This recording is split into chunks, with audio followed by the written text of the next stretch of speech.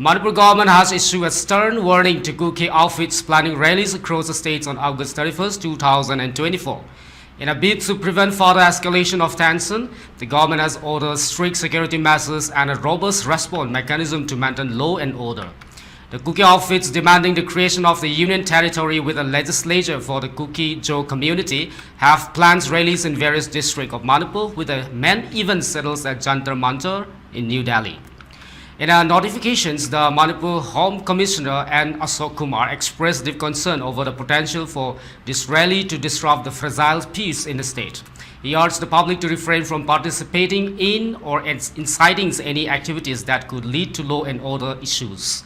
The government has directed all government offices, educational institutions, and private businesses to maintain open and function normally during the rally period. Security forces have been deployed to sensitive areas to prevent any untoward incidents. The call to organize protest rally in Kuki Joe area have issued by the Jomi Students Federation and the Kuki Students Organization. The rally is being organized to protest purported virals, videotapes of Manipur's CM and Biren Singh that has caused widespread outrage among the Kuki Joe community. Meanwhile, powerful Naga organizations including the Tangkul, Katamno, Saklong and Sarapati District Students Association have opposed the Kuki Joe rallies within their jurisdictions. They have issued public notice prohibiting any forms of agitations or gatherings in their areas.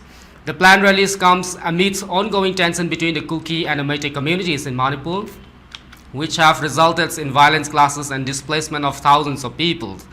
The government's decision to maintain a low alert reflects the gravity of the situations and the need to prevent further violence.